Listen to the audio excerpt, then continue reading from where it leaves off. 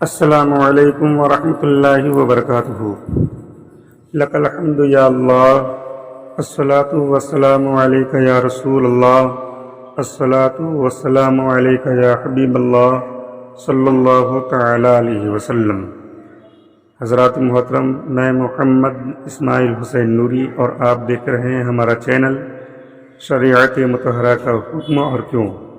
دوستو، آج کل جشن عید میلاد النبی صلی اللہ تعالی علیہ وسلم کے تعلق سے جو مناتے ہیں وہ بھی خوب دھوم دھام سے تقریر بیان کرتے ہیں اور اللہ کے رسول صلی اللہ تعالی علیہ وسلم کی سیرت بیان کرتے ہیں، نعت گوئی کرتے ہیں، تعریف کرتے ہیں۔ اللہ کا شکر ہے، بہت اچھا کام ہے، لیکن اس کے برعکس بہت سارے لوگ ایسے ہیں کہ اس چیز کو دیکھ کے جلتے ہیں اور اپنی تقاریر میں خوب چلا کر چیخ کر حضور نبی پاک صلی اللہ تعالی علیہ وسلم کی جشن ولادت، آمد رسول صلی اللہ تعالی علیہ وسلم اور جلوس محمدی صلی اللہ تعالی علیہ وسلم کو ناجائز ٹھہراتے ہیں، ناجائز کہتے ہیں۔ انہیں مشہور معروف شخصیت میں سے ایک مولوی جرجیز بھی ہے جو چیخ کر خوب جشن عید میلاد النبی صلی اللہ تعالی علیہ وسلم اور جلوس محمدی صلی اللہ تعالی علیہ وسلم کو ناجائز کہتے ہیں۔ اسی کا جواب ان کی تقریر کا جو کلپ ہے اس کو میں آپ پہلے سناؤں گا، اس کے جواب میں پھر دوسری تقریر ان کے جواب میں جو ہے وہ تقریر کا کلپ بھی آپ کو میں دکھاؤں گا، اور آپ خود فیصلہ کریں کہ یہ مولوی جرجیز جو ہے صحیح بولتا ہے یا غلط بولتا ہے۔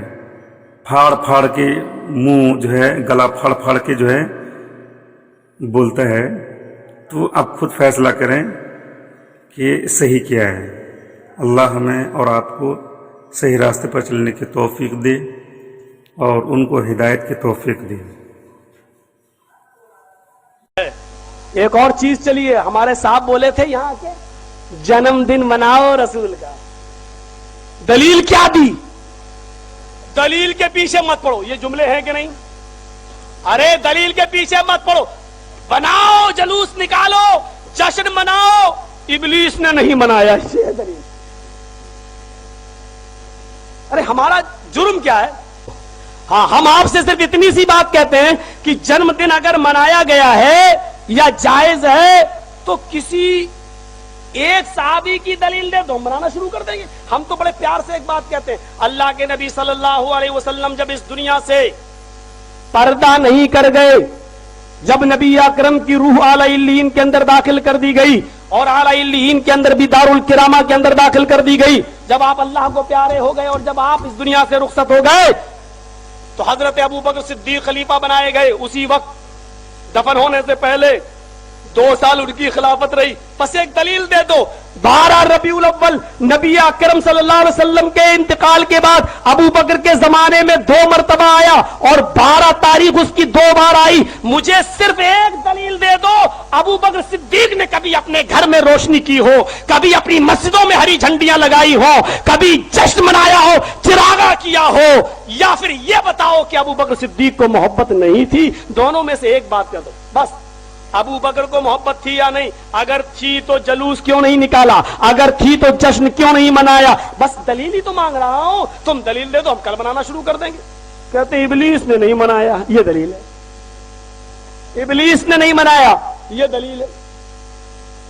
میرے بھائیو، حضرت عمر فاروق کا زمانہ آیا، انہوں نے 10 سال خلافت کی، 10 سال تک خلافت کی حضرت ابو بکر صدیق رضی اللہ تعالی، حضرت عمر فاروق رضی اللہ تعالیٰ عنہ نے 10 سال میں 10 مرتبہ 12 تاریخ آئی ربیع الاول کی، 12 تاریخ آئی۔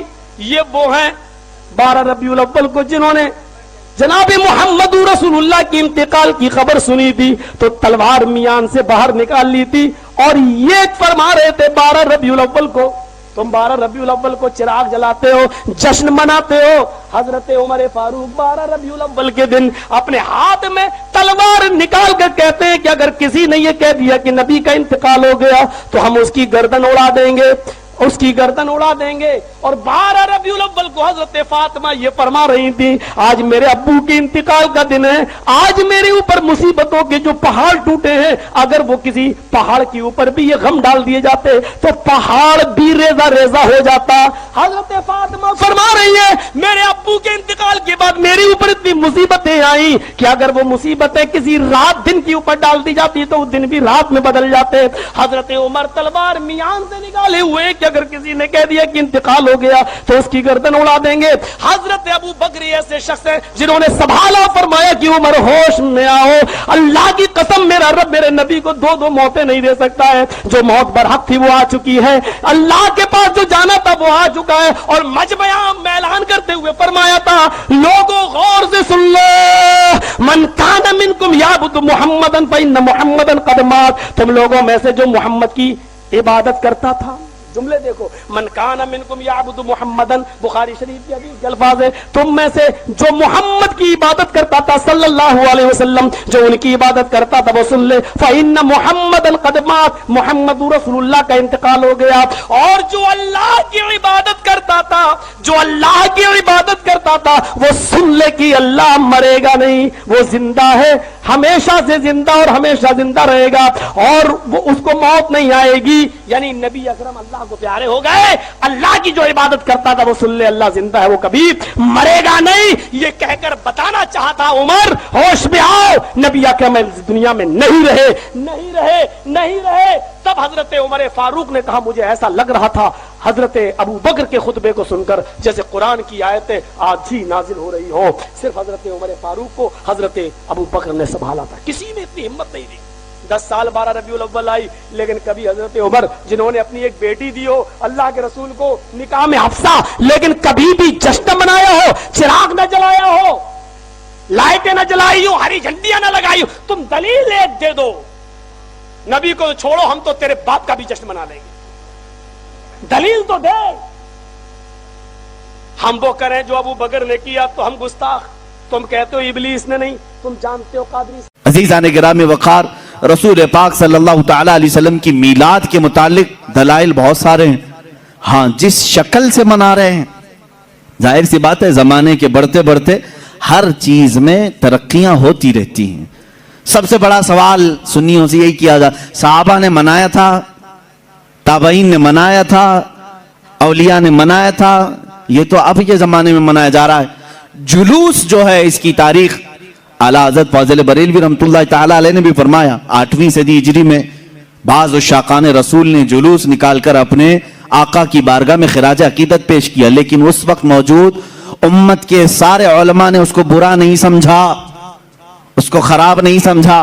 बहरहाल मैं आपको बताऊं, सहाबा ने मनाया था, ये बार बार सवाल करते हो, ताबईन ने मनाया था, अरे मियाँ वो तो रोज मनाते थे मेरे आका की मिला, तुम तो 12 रबीउल अव्वल साल में एक बार कर रहे हो।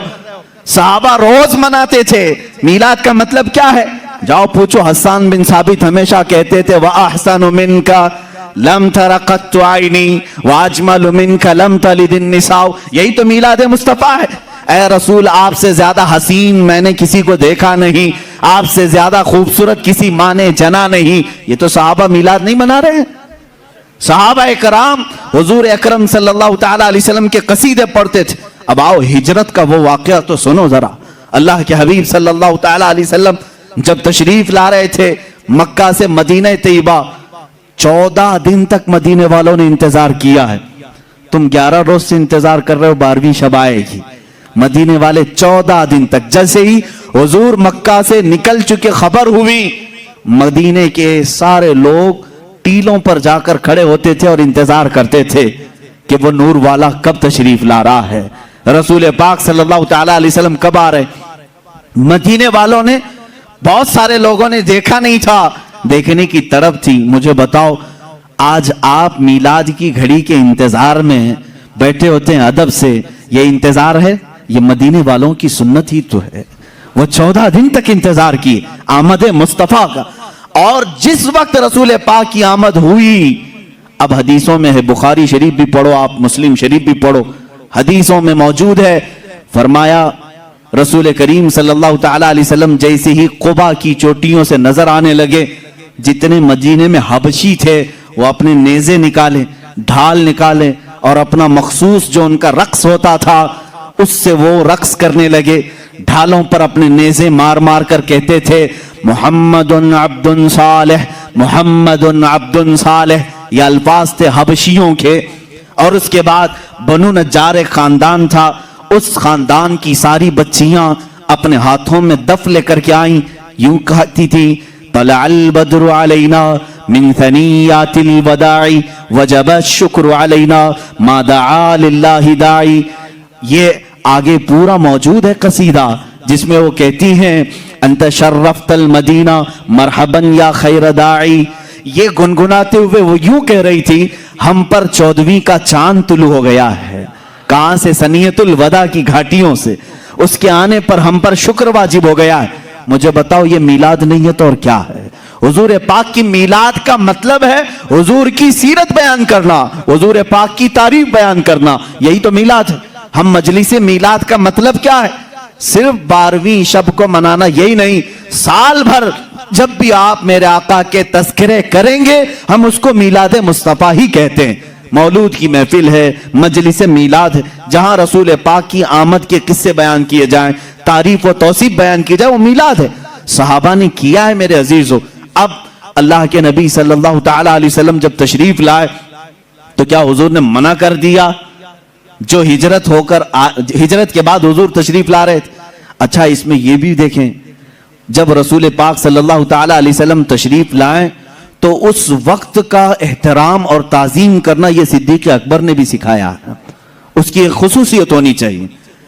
ظاہر سی بات ہے آج آپ ہمارے ممبر کو، ہمارے یہاں پر اسٹیج کو الگ انداز سے دیکھ رہے ہوں گے، اس لیے کہ یہ آئے ہیں میلاد مصطفیٰ کے احترام میں۔ مسجد آج الگ رونق لی ہوئی ہے، یہاں الگ ایک روشنی ہے، کیونکہ اس ساعت اور اس گھڑی کے احترام میں، جس سہانی گھڑی چمکا طیبہ کا چاند، اس دل افروز ساعت پہ لاکھوں سلام۔ ہم اس گھڑی پر بھی سلام بھیجتے ہیں۔ صدیق اکبر رضی اللہ تعالیٰ عنہ نے کیا کیا تھا جانتے ہیں آپ؟ مدینے والے جب دیکھ رہے تھے گردنیں پھلان پھلان کر دیکھتے تھے، اچھل اچھل کر دیکھ رہے تھے، دور سے وہ نظر آ رہے تھے۔ آنے والوں میں 2 لوگ تھے، حضور پاک صلی اللہ تعالیٰ علیہ وسلم اور حضرت ابو بکر صدیق۔ سیدنا ابو بکر صدیق رضی اللہ تعالیٰ عنہ کا عشق اور ان کا ادب بھی تو دیکھیں۔ جب مدینے والے دف بجانے لگے اور اچھل اچھل کر دیکھنے لگے، حضرت ابو بکر صدیق رضی اللہ تعالیٰ عنہ نے اپنا جبہ اتار دیا، تہبند ہے، اور جبہ اتار کر ایک لکڑی میں لگایا اور حضور صلی اللہ تعالیٰ علیہ وسلم کے اوپر جھنڈے کی طرح ہلانے لگے۔ حضور پاک صلی اللہ تعالیٰ علیہ وسلم کے چہرے پاک کے اوپر ہلانے لگے۔ کیوں کیا ایسا انہوں نے؟ کیوں کیا؟ یہی تو ہم بھی کہتے ہیں جب وہ آمد مصطفیٰ ہو تو ہم لہراتے ہیں، لوگوں کو بتاتے ہیں کہ یہ گھڑی عام گھڑی نہیں ہے۔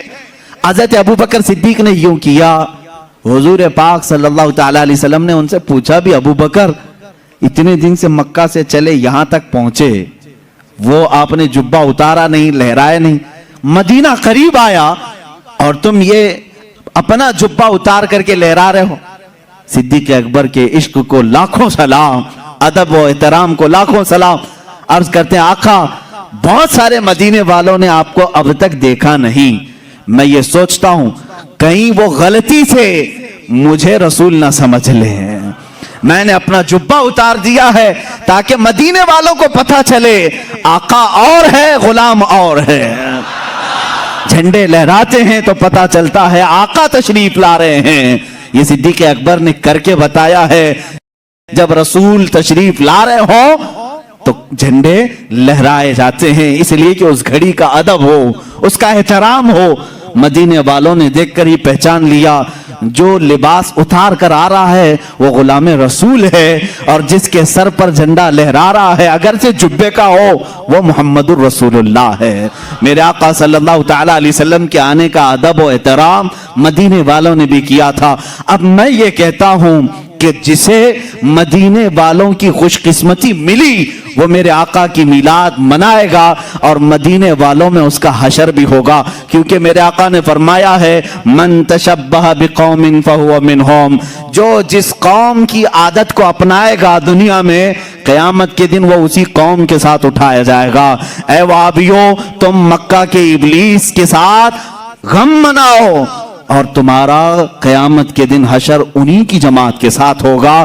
ہم آج کمکمے بھی لگائیں، جھنڈے بھی لہرائیں، 12ویں شب کو علل اعلان کہیں کہ آئی نئی حکومت، سکہ نیا چلے گا، عالم میں رنگ بدلا صبح شب ولادت، ہم اس فخر کے ساتھ کہیں گے، اس لیے کہ مدینے والی قوم کے طریقے پر ہم نے کیا ہے، اور رسول نے فرمایا جو جس قوم کی مشابہت کرتا ہے قیامت کے دن وہ اسی کے ساتھ اٹھایا جائے گا۔ فخر کرو، قیامت کے دن انشاءاللہ ہم سب مدینے والوں کے ساتھ اٹھائے جائیں گے۔ ظاہر ہے کہ جس طرح مرتب اور جلسے اس طرح آج کل ہوتے ہیں، دور رسالت مآب میں اس طرح کا تو رواج تھا ہی نہیں۔ اب جتنے بھی مسالک اور مذاہب کے اندر ہوتے ہیں، پروگرام ہیں، جلسے ہیں، تقریبات ہیں، جلوس ہیں، تو اس طرح کا سٹائل اس دور میں تو یقیناً تھا نہیں۔ مرور زمانہ کے ساتھ جو یہ چیزیں آ گئی، لیکن روح اگر وہی ہے تو اختلاف نہیں ہے۔ باقی اس عنوان سے بیٹھے ہوں، بات کی ہو، تو یہ صحیح احادیث سے ثابت ہے۔ حضرت امیر معاویہ رضی اللہ تعالیٰ عنہ کی مرویات سے ہے کہ حضور علیہ السلام مسجد نبوی میں تشریف لائے تو صحابہ بیٹھے ہوئے تھے، تو بیٹھ کر کے وہ ان کا باہمی کسی عنوان سے گفتگو کا، جلسے کا سٹائل تھا، بلکہ حدیث کے لفظ ہیں کہ حضور آئے تو فرمایا ما اجلسکم، تم کیوں بیٹھے ہوئے ہو، تمہارے اس جلوس کا، بیٹھنے کا، جلسے کا کیا مقصد ہے؟ تو صحابہ نے جو جواب دیا وہ سننے کے قابل ہے۔ انہوں نے کہا جلسنا نذکر اللہ و نحمدہ علی ما ہدانا للاسلام و من علینا بک، حضور ہمارے بیٹھنے کا مقصد یہ ہے کہ ہم اللہ کی حمد بول رہے ہیں، اس کی ثنا کر رہے ہیں، اس کا شکریہ ادا کر رہے ہیں اس بات پر کہ اس نے ہمیں ہدایت اسلام دی اور آپ کی صورت میں ہمارے اوپر کرم فرمایا، وَمَنَّ عَلَيْنَا بِكَ، آپ کی صورت میں ہمارے اوپر کرم کیا۔ اور اگر اس کو حضرت حسان بن ثابت کے لہجے میں دیکھنا چاہو تو ان کے لفظ صریح لفظ یہ ہیں مَنَّ عَلَيْنَا رَبُّنَا أَن بَعَثَ فِينَا مُحَمَّدًا صلی اللہ علیہ وسلم، ہمارے رب نے ہمارے اوپر احسان کیا ہے کہ محمد عربی عطا کر دیا۔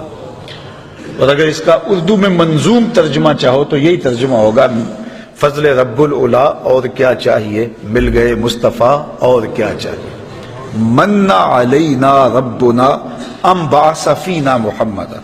تو انہوں نے کہا کہ ہم اس پر اللہ کا شکریہ ادا کر رہے ہیں کہ اللہ نے آپ کی صورت میں ہمارے اوپر احسان کیا ہے۔ جب صحابہ نے یہ بات کہی تو حضور مسکرا کے گزر جاتے، کہتے کہ اچھا کام ہے، اور اگر اچھا نہیں تھا تو روک دیتے، لیکن حضور فرمایا کیا صحابہ تم اس بات پہ قسم اٹھا سکتے ہو کہ اسی لیے بیٹھے ہو؟ تو صحابہ کو حیرت تو ہوئی ہوگی کہ اس بات پر قسم لینے کا کیا مقصد ہے، لیکن حضور نے کہا تو انہوں نے برجستہ عرض کی حضور ہم اللہ کی قسم اٹھا کے کہتے ہیں اسی لیے بیٹھے ہو۔ حضور نے باقاعدہ حدیث میں آتا ہے، مسلم کی روایت ہے، سنن نسائی میں ہے، باقی کتب حدیث میں ہے، حضور علیہ السلام نے ان سے قسم مانگی، مجھے قسم دو کہ تم اسی لیے بیٹھے ہوئے ہو۔ تو صحابہ نے عرض کی حضور ہم اللہ کی قسم اٹھا کے کہتے ہیں ہم اسی لیے بیٹھے ہیں۔ تو حضور نے قسم مانگی ان سے، اور انہوں نے سب نے باقاعدہ قسم دی، ہم اللہ کی قسم اٹھاتے ہیں، ہم اسی لیے بیٹھے ہیں کہ آپ کی صورت میں اللہ نے جو ہمارے اوپر انعام کیا ہے اس پر اللہ کا شکر ادا کر رہے ہیں۔ تو جب صحابہ سے باقاعدہ حضور نے قسم لے لی اور انہوں نے قسم دے دی تو حضور علیہ السلام نے فرمایا صحابہ میں تم سے جو قسم لی ہے وہ کسی تہمت کی بنیاد پر نہیں لی، کوئی شک نہیں تھا تمہارے قول کی صداقت پر کہ میں نے قسم سے تصدیق چاہی ہو، بلکہ ماجرا کچھ اور تھا، اور وہ کیا تھا کہ میں حجرے میں تھا، اتانی جبریل علیہ السلام، میرے پاس حضرت جبریل امین آئے، تم باہر بیٹھ کے مجلس کر رہے تھے اور میں حجرے میں بیٹھا ہوا تھا، اتانی جبریل علیہ السلام، اور میرے پاس جبریل امین آئے، فاخبرنی ان اللہ یباہی بکم الملائکہ، مجھے جبریل نے آ کے خبر دی اے صحابہ تمہارے اس عمل پر اللہ فرشتوں میں فخر کر رہا ہے، تمہارے اس عمل پر، فاخبرنی ان اللہ یباہی بکم الملائکہ، تمہارے اس عمل پر اللہ فرشتوں میں ناز کر رہا ہے، فرشتوں میں فخر کر رہا ہے کہ میں نے ان کو ایک نعمت دی تھی، کتنے قدردان ہیں کہ اب بھی بیٹھ کے اس کا شکریہ ادا کر رہے ہیں۔ اللہ اکبر۔ تو مجھے بتائیے، آج اگر میں اور آپ بیٹھ جائیں اور جمع ہو جائیں، چلو بیٹھنے کی جگہ پر چراغاں بھی کر لیں، نیچے اچھی چٹائیاں بھی بچھا لیں، اب اتنی آوازیں نہیں ہیں کہ زور سے بول کر آخری شخص تک آواز پہنچائی جائے، چلو سہولت کے لیے لاؤڈ سپیکر بھی لگا لیں، کوئی دور و نزدیک سے لوگ آئے ہیں ان کے لیے کوئی کھانے کا شیرینی کا انتظام بھی کر لیں، تو اس میں کیا قباحت ہوگی؟ یہ کیا بالکل اسی مجلس کا تسلسل دکھائی نہیں دیتا؟ ہاں اگر ضد ہے تو اس پر بڑی باتیں کی جا سکتی ہیں اور کی بھی جاتی ہیں، لیکن اگر ضد نہیں ہے، انصاف کی نظر سے دیکھا جائے تو اگر اسی عنوان سے میں بیٹھ جاؤں اور آپ بیٹھ جائیں اور ہم جو ہے وہ اپنے رزق سے اس کے لیے کوئی دوستوں کے لیے اہتمام بھی کھانے کا کر لیں اور حضور علیہ السلام کی سیرت کو عنوان چھیڑ لیں، فضائل و مناقب کی باتیں کر لیں،